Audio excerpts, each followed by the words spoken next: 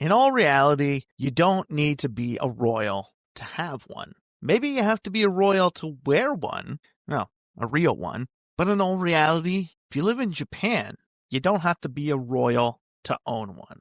The Toyota Crown, a brand that's been around since the year my father was born in 1955. The Crown stands atop a pinnacle for premium products for the Toyota brand. But where can it go from here? Seeing how they moved the Century nameplate onto its own actual product mark this past year in 2025, Crown could be the next one. Or is the Crown just going to take off for the Avalon once left us in North America? Well, today AutoLooks is going to be taking a look at this crown jewel of the Toyota Manufacturing Group's production line, the Crown product.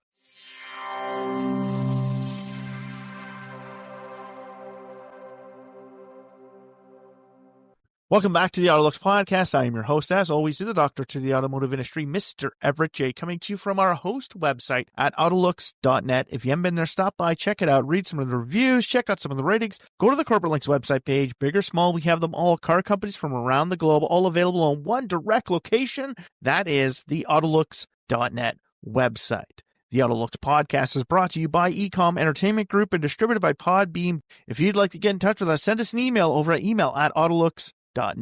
So like I said in the intro, the Crown. Toyota has actually worn the Crown for a long time. The Crown is not only a product, but is also used as a symbol. The Supra has its own crown as well, as being the king of the sports car industry of Japan. Well, not essentially the reigning king. We got to give that up to Godzilla himself, the GTR. But the Supra wears a crown, and like it, Toyota also has a crown jewel in its midst. Crown product has been around since 1955. It's basically been used as police cars, taxi cabs, and government transportation, and mostly used as a taxi in Japan until the Comfort product came out in 1995. 40 years of standard taxi approval. Besides that, police cars and government transportation, it really wasn't a private sale vehicle. It was the top tier of Toyota's luxury brand. Yeah, the Century set itself out on its own course, but the Crown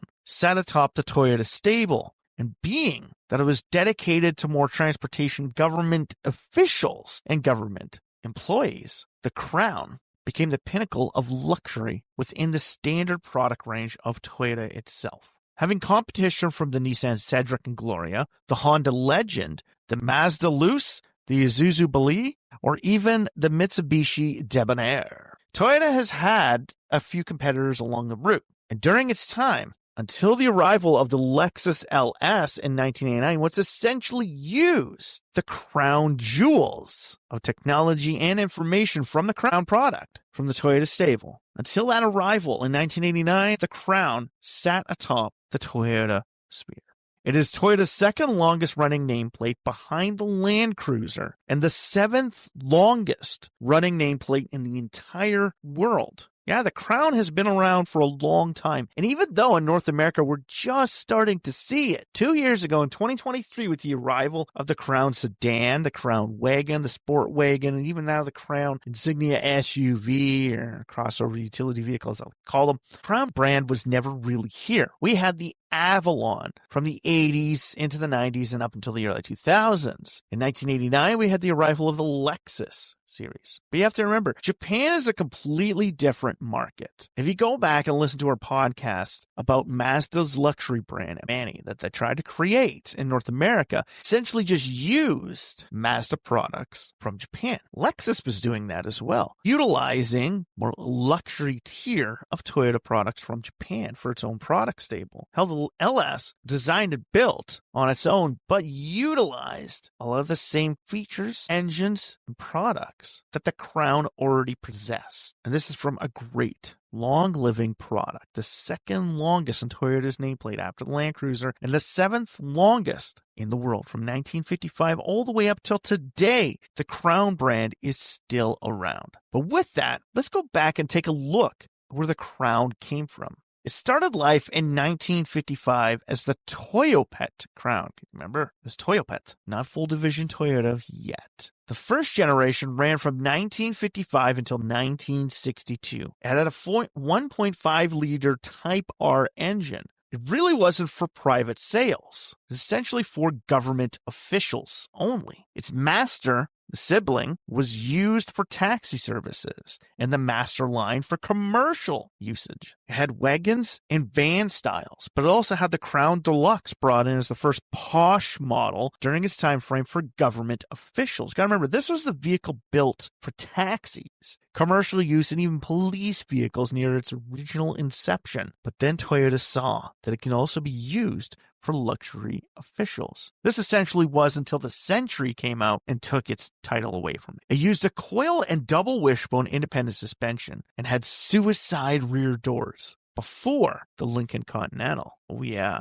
Toyota was there before Lincoln was. But we all know suicide doors were heavily used in even the American marketplace between the 20s and 30s. For most standard vehicles, even had suicide doors. But this being the crown jewel in the Toyota lineup, suicide doors were right there. The live axle rear, it essentially was called the baby Cadillac. Even though it wasn't sold in North America, it was still referred to as a baby Cadillac for the Japanese market. 30 Crown Deluxes sent from June 1958 to the United States is essentially where that baby Cadillac nameplate came from. So yes, in the United States, there are 30 Crown Deluxes from 1958 on your shores. And if they're still there, they're going to bring in some hefty value for you, being the very first Crown product available in the North American marketplace and one of the early Toyota products ever available in North America, going head-to-head with Cadillac in a smaller form. You have to remember, Toyota didn't build big vehicles like those big burly V8s that we saw from Cadillac, Lincoln, and Chrysler back in the 1950s. But unfortunately, because Japan doesn't have big major interstates at this point in time, remember, it's the 50s. The interstate is just starting to materialize. The interstates essentially are what killed it because it couldn't maintain interstate speeds.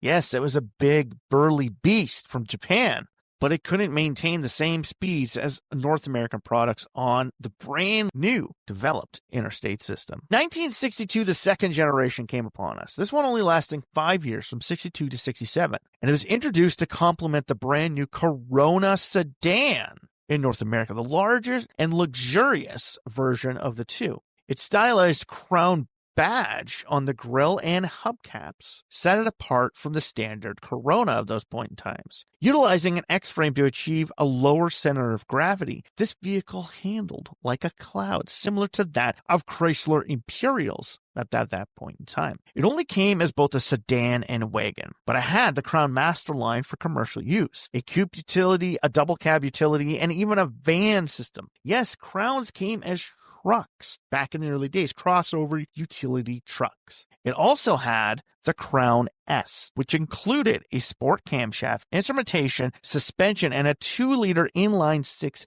engine, trying to go after that brand new sport luxury appeal in the North American marketplace. This became the first Toyota exported to Europe in 1963. Yes, the Crown beat the initial Corona to the American marketplace, where the Corona became the first mass-produced vehicle sold in the American marketplace. The Crown came to complement it.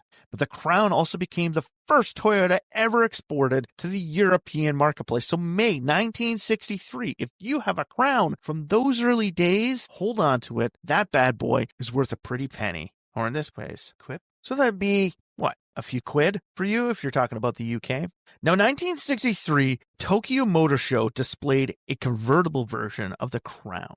Unfortunately, it was never released. Similar to the convertible version of the Toyota 2000, Toyota never got into building these things. So, a convertible version of a 63 Crown sedan only exists as an aftermarket creation. It never was produced. So if you have one, double check that it's not the original concept from the Tokyo Motor Show in 1963. Now, from 1964 to 1967, essentially the first luxury purpose-built. It's the third generation of the sedan, but technically the first generation of a luxury purpose. So the first luxury purpose-built Crown came out in 1964, used an upmarket Crown 8 with a 2.6-liter V8 engine, and was first branded as a Toyota, not a Toyopet. Now, to remember, Toyopet was kind of like we said in our disposable vehicles podcast. Toyopet was the original throwaway vehicle from Toyota.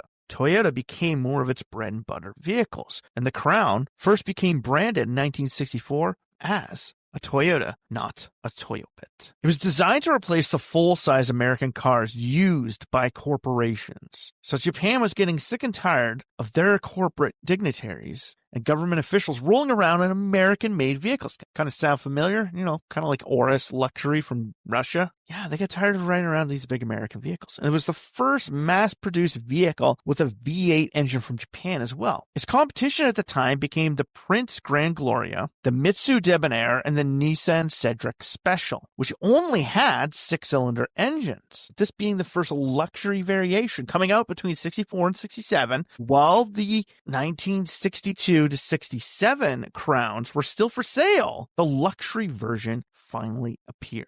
It eventually was replaced in 67 by the Century VG20. Yes, the Century nameplate has finally come and has taken over for where the luxury Crown was. So for 3 years, during the 60s, Crown was essentially the crown title of the Toyota lineup.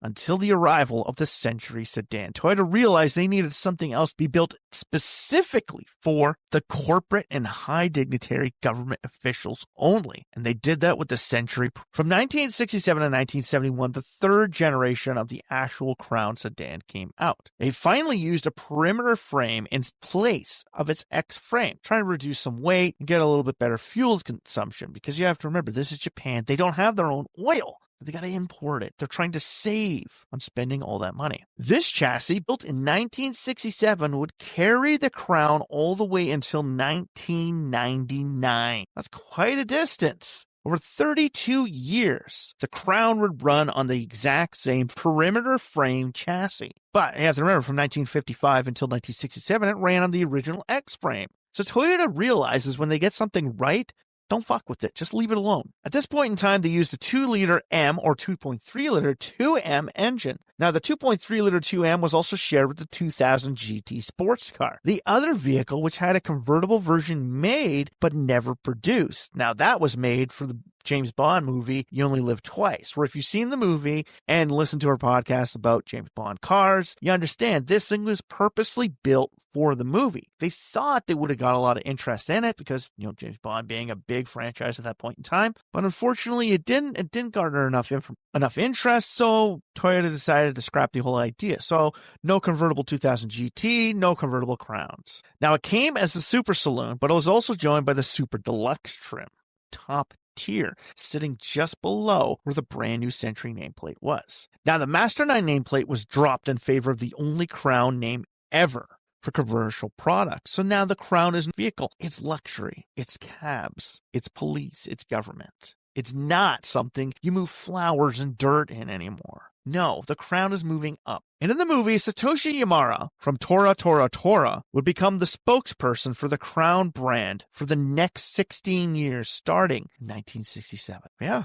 that movie, he would push it out and make it so that the Crown would be known of as a luxury product. At this point in time, during the third generation, the sedan, the four-door wagon, the van, the pickup, the double cab pickup, the Crown S, and the 1968 two-door hardtop personal luxury car, as they called it, would be the only products available. Now, I wouldn't say that's the only products available. You can make an entire corporation out of the products that were available at that point in time. It had a product in every single part of the marketplace at that point in time. And remember, sedan, wagon, truck, double cab truck, commercial van, and even a coupe. Well, yeah, it was there. Except for the one thing that kept eluding the Crown, a convertible. Now, why don't they want to create a convertible? You'd have to ask Toyota on that question. They really wouldn't want to answer our questions on it. They said it was too expensive and there wasn't a lot of interest in convertibles, but it was there. In 1971 to 1974, 3 years only, the fourth generation arrived, being sedan, wagon, van, or a two-door hardtop. Yes, the hardtop is here to stay now. It was dropped from the American marketplace and replaced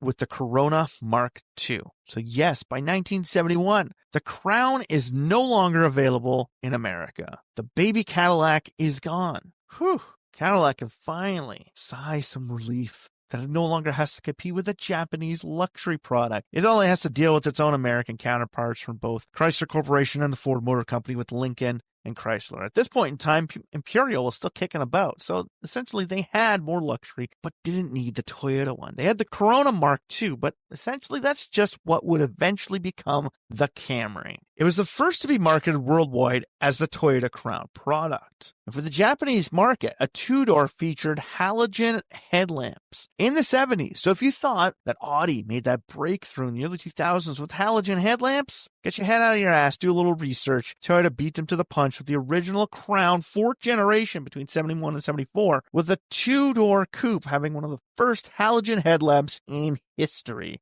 Really cool. And I'm glad we found out about that.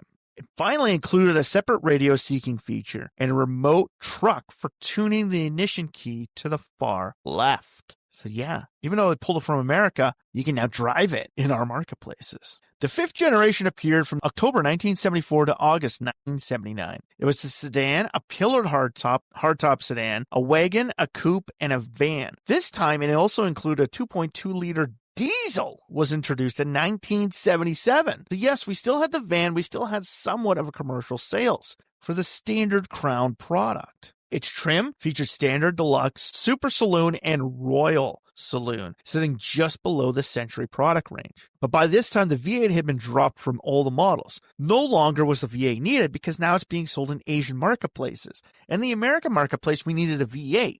Especially during the 1960s and 70s, when that's all the market really wanted. Big, powerful V8s, especially when you're thinking of premium and luxury products in the American marketplace. We had oil galore. We didn't have to worry about that. Well, by this time we did because the oil embargo was coming in and Toyota was starting to break grounds in America. It also was the introduction of the disc brakes both for up front and in the rear. All previous cars had front disc brakes, but didn't have them in the rear. They still used drums. So in 1974, discs all around on the Toyota Crown product. 1979, the 6th generation bowed in. This one went from 79 to 83. My year, 83. Held also a sedan, pillared hardtop sedan, a wagon, a coupe, and a van. No trucks. The truck was gone. It was still used as a commercial van or taxi and could be easily found by their round lights, and all other models had square or rectangular lights. So commercial was being separated out from the Crown product. So Crown commercial vehicles existed, but they wanted to separate them from the standard Crown sedans, pillared sedans, and wagons. They didn't want the regular consumers to know that they're getting dirt delivered to their house in a Crown van that comes from the same sedan that they're driving. No, they needed to differentiate the two of them from each other.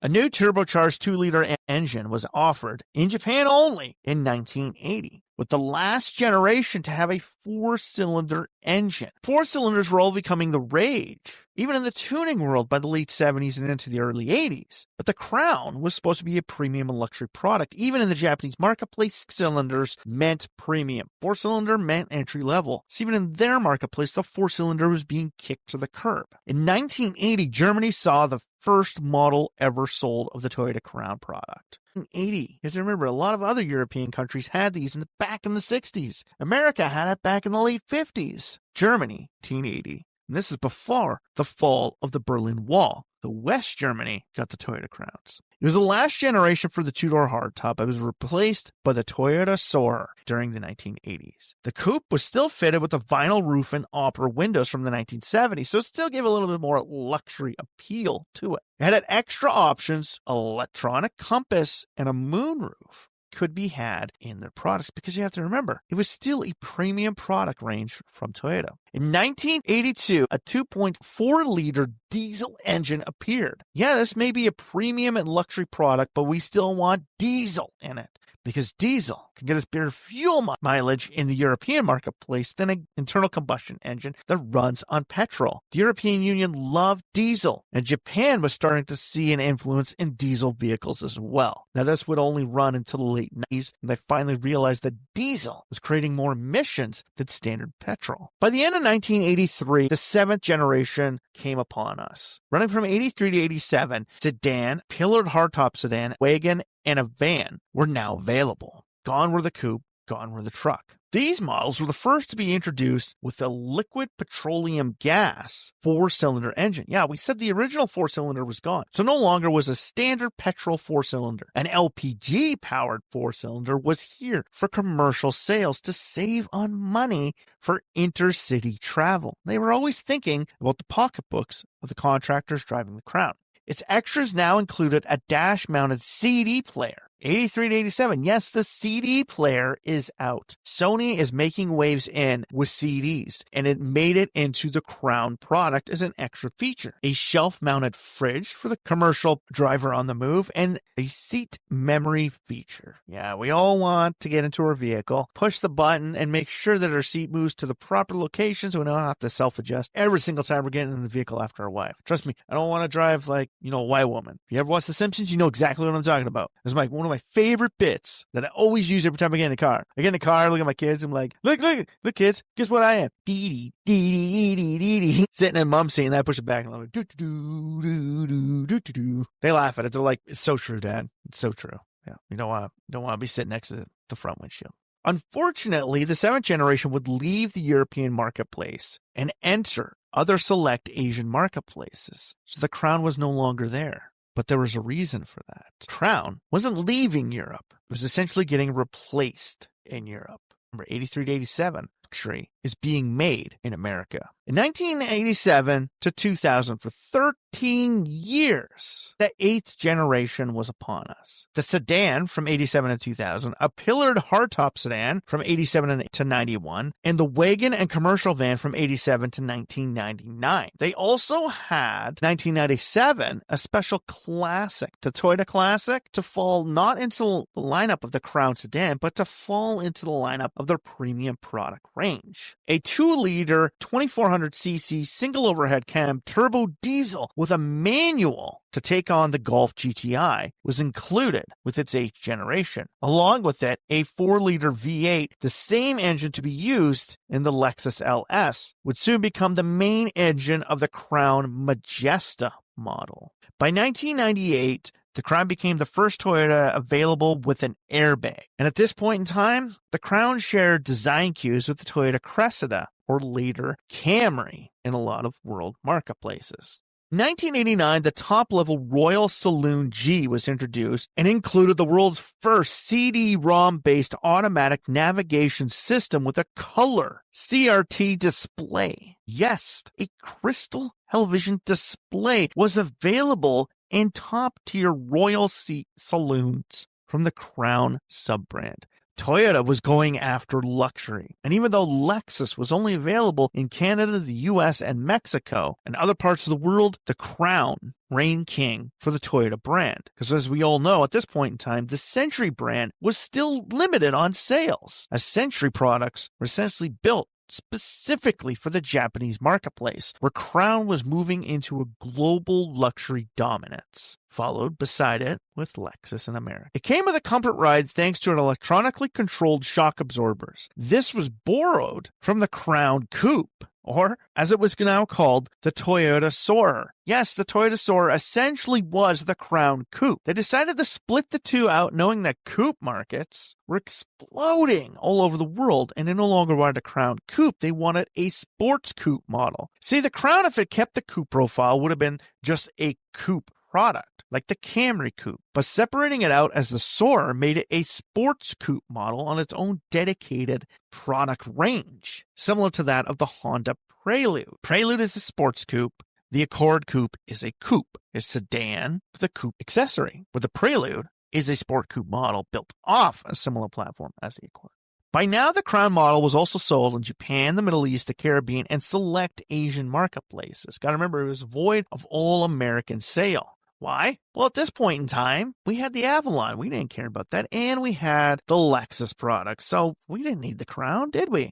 The 8th generation did receive a facelift in 1991. So from 91 to 2000, essentially around the time that the pillared hardtop sedan and the wagon and commercial vans disappeared or started disappearing, its facelift came into play. And it came into play for the sedan, wagon, and van models, as the pillared hardtop was now dropped. Now, the previous S130 hardtop model would become the 9th generation, with the facelift becoming the S140 model. The facelift still used the S130 series platform, but since it was a facelift, they utilized the new layout name frame of the S. A diesel engine was basically used for all taxi models to save on fuel for them. And by October 1991, the Crown Royal Saloon became an exclusive car. So this was no longer a dedicated dealership vehicle. It was very exclusive. Just like Century products, the Crown Royal was only available to a select few. In 1993, Great Wall Motors was caught building an unlicensed clone of the S130 under the C1020S nameplate. They also made a wagon and crew cab variants. You have to remember, late 90s, Great Wall Motors, China wants to pick up where Japan is, and they don't want the Japanese taking over their marketplace, so they're now getting into bed with a lot of them, but they're also building a lot of them. From 1991 to 1995, the 9th generation was upon us, with a pillared hardtop sedan, the Crown Majesta, or Lexus GS model. Its trims, the Super Select, Super Saloon, Extra, Royal Touring, Royal Saloon, and Royal Saloon G, with the Royal G kept all of the luxury options from the previous generation. Now, a new curved styling was used to bring the Crown into the future and influenced by the Celsior clean flowing style that had been created. 1993 saw a facelift back to the S130 rear design. The 10th generation upon us came in 1995 to 2001. This was the sedan hardtop, box styling back, and was the first Crown to use unibody construction, which was first introduced on the 140 Majesta previous to this. Its hardtop trims included the Royal Extra, Royal Saloon G, and the Royal Touring. Sedan trims, Super Deluxe, Super Saloon Extra, and the Royal Saloon, with the wagon retained the S30 chassis until 1999. All-wheel drive came as the Royal Extra and Royal Saloon models, and the S1 Crown would be the last manual transmission Crown in existence. From 1995 to 2018, the Crown Comfort sedan had its mild update. So the Crown was starting to move out. They had the Comfort sedan, they had the Majestas, they had the Royals. The Crown was getting bigger and becoming its own sub-brand of the Toyota nameplate. But why? Well, luxury was becoming big. The market was rebounding during the 90s in Japan, and everybody was looking for ways to exploit this new sales. Considering the fact that not everybody wanted to get into public transit yet, cars were still big news. The Crown Comfort sedan came as the first mid-size sedan for fleet buyers, taxi, and used as a Toyota Mark II platform from the Cressida. The Comfort sedan had a shorter wheelbase, but the Crown Comfort sedan had a larger wheelbase used for taxis and takeaway from the standard Crown models. You had the Standard, the Deluxe, the SG, the Super Deluxe, and Super Saloon. And it also had, between 2003 and 2004, sold 59 units only. The TRD Comfort GTZ supercharger was added to the Crown Comfort sedan. Yes, 59 units. It was an inline-4 fitted with an overhead valve TX07 supercharger. It became the first addition to the Crown sub-brand of vehicles. Crown was moving. The 11th generation dawned upon us between 1999 and 2000. The sedan, 99 to 2003, and the wagon, 99 to 2007. It used shorter front overhangs for increased interior and trunk space. The Majesta shared the 170 chassis, but the larger with distinctive styling, not of a Crown. The hardtop was gone and no left-hand option, only for right-hand drive. And the Estate was the only new wagon model since the 130 series of the 8th generation coming in the late 80s. Toyota upfitted this, the 11th generation, with the Toyota electronic modulated suspension added for extra comfort. Because the Crown was now moving into premium territory, it was the Lexus of the Japanese marketplace without Lexus being there. Now, Lexus had tried, but the Japanese still weren't into luxury branded Toyota products yet. The 12th generation came in from 2003 to 2008. Based on the Zero Crown concept car show at the Tokyo Motor Show, it came only as a sedan. It did introduce the return of the Crown Majesta as the top-tier model, with both the Royal, the Athlete, and the Majesta products. Now, the Royal and Athlete used a V6 engine, while the Majesta was the only one available with the V8. Now, the V8 had an optional four-wheel drive for better performance and fuel economy than the past models. This gave it an edge over the competition. By 2001, we saw the introduction of left-hand models. Knowing that America can use the Crown, they started being sold as the Lexus GS in North America. The Lexus GS, at this point in time, or the Crown, had more interior space than an S-Class and a 7 Series. And with both 6 and 8, it was competing in a direct line with the European luxury kings. Lexus was here, and Crown was making it happen. By 2008, the 13th generation came out. Again, sedans only. No more vans, no more wagons, no more trucks. Sedan. You had the Royal as the luxury product, the Athlete as the sport, and the Majesta as the top tier. But you also had the introduction of the brand new Crown Hybrid. With the release of the Prius, Toyota was still looking at hybrid technology for a lot of their vehicles. And the Crown, being a crown jewel, they wanted fuel savings as well. Because corporate dignitaries in Japanese marketplace like to save money, unlike American counterparts who just want big, burly V10s, V12s, V8s, and the Rolls-Royce and Bentleys. Japanese marketplace wants to save money. Hybrids are a big thing. Plus, the government is really starting to push on fuel savings as well. It was one of the first vehicles with navigation and artificial intelligence for adaptive variable suspension system and a 3D satellite nav system. This thing is top of the line, beating out marques like Cadillac, Mercedes, and even Audi to the marketplace with technology like this. The system can adjust the damper firmness for corners based on a map data and change transmission shift timings and engine braking. Knowing about those fun back roads they have in the Japan mountains, the Crown would become the ultimate touring luxury sedan. Oh yeah, this thing was smooth. It was amazing and comfortable, like riding around on a big, comfy couch. It was the first Toyota with an active noise control and the world's first collision avoidance system with front side wave radio to detect potential side collisions. The latest version tilts the rear seat upward, placing the passenger in more of an ideal crash position. And this was used to ensure the vehicle decelerating properly. So it kept you safer than the competition. A pedestrian detection for night vision, which displays people on an LCD screen in front of the driver, was also available, along with driver monitoring systems to detect if you're awake and works even with sunglasses, so you couldn't avoid this system. And the Crown, in 2009, introduced the world's first center airbag. Yes, the Crown was there, pushing technology to its limit. Well, in America, we still just got standard Lexus products. How stupid are we, aren't we?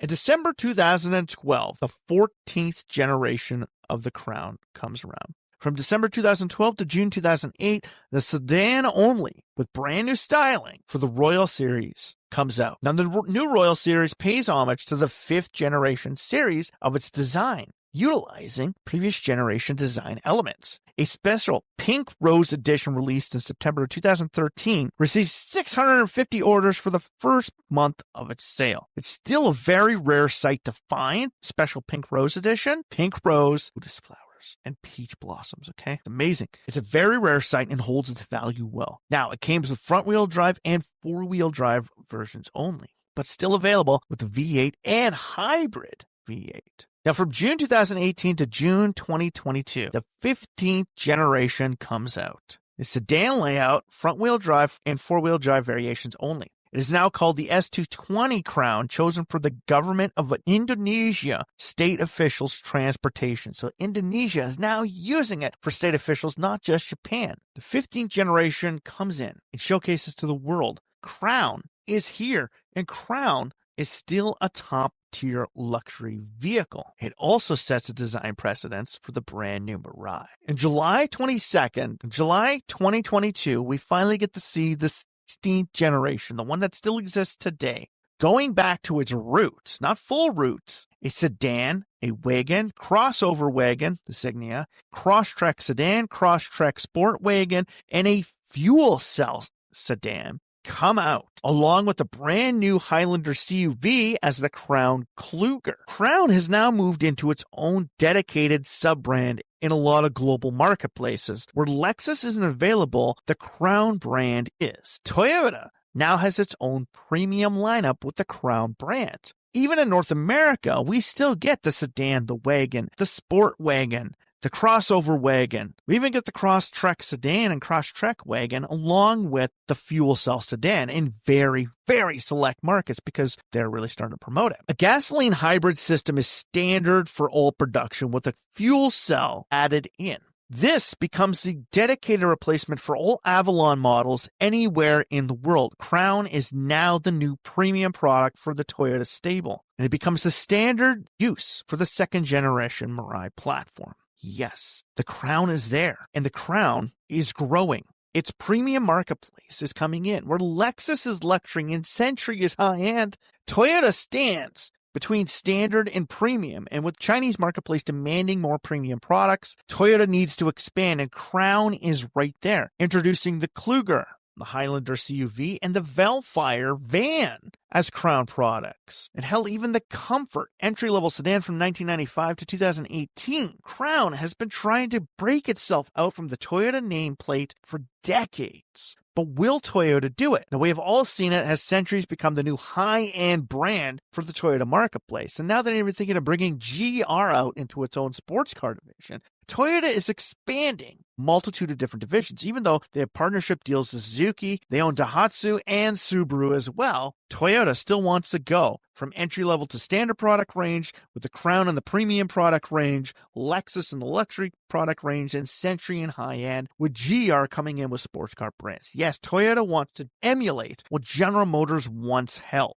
They want divisions in every select market out there. And Crown may not be there just yet, but the Crown product stable is moving in the direction of becoming its own brand. Hell, it even has its own logo. Even the brand new Crown products you find in North America come with the Crown logo instead of the Toyota logo on the front of them. You don't get the Toyota logo, you know, the weird looking T thing. You don't get that as a logo on any of the Crown products in North America. You get the Crown logo. So even here, where it once existed, it is now a dedicated sub-brand, soon to become a dedicated brand. Before too long, your Toyota dealership, where it once had Toyota, Lexus, and Scion, is eventually going to have Toyota, Lexus, Crown, Century, and GR on the name. Crown models here. Where can it go? It can only grow as the market demands more premium features. Now, the only thing we have to ask Toyota is if they're going to bring Crown into the premium marketplace and go head-to-head with companies like Buick and Chrysler, and hell, even Acura. Are they going to bring back the Scion nameplate to enter the economy entry-level stable as well? Or are we just going to hold off and see how the market plays out between the fight between hybrid and electric? Let Crown be Crown, the ultimate in premium. Only time will tell. So if you like this podcast, we'd like, share, or comment about it on any major social feeds or streaming sites you've found the AutoLooks podcast on. Like us, share us, comment about us. Tell us what you like about the Crown product. Tell us what you think of the Toyota Crown product. What do you love most about it? We get it. It once was a Toyopet. Now it's a Toyota. Do you love the fact that it's changed its name? Do you love the fact that it became, gone from a standard product range in the economy premium field into the standard product, into the premium, and now into a premium luxury nameplate? Should Toyota bring it out as its own premium nameplate? Even in North America, have the Crown logo right there sitting above your Toyota logo, a Toyota dealership product. Should they do that? Let us know in the comments below. Like us, share us, comment about us, follow us, for God's sakes. Find out more from this and go back to our website, go back to our podcast page and find out more from the AutoLooks podcast. Big or small, we have them all, car copies from around the globe, all available on the AutoLooks.net website, plus images about this car and car company from the AutoLooks.net website. And after that, stop by the website, like we said, read some of the reviews, check out some of the ratings, go to the Corporate Links website page, send us an email, join our mailing list. All available right there. Send this out to your friends and your family, your well-wishers. Ask them, do they prefer the Crown or do they want the Avalon to come back? Send us an email at the bottom. The AutoLooks podcast is brought to you by Ecom Entertainment Group and distributed by Podbeam.com. If you'd like to get in touch with us, send us an email over to email@autolooks.net. So for myself and for Jay, the Ecom Entertainment Group and Podbeam.com, strap yourself in for this one fun, comfortable ride that the Crown product range is going to take us on.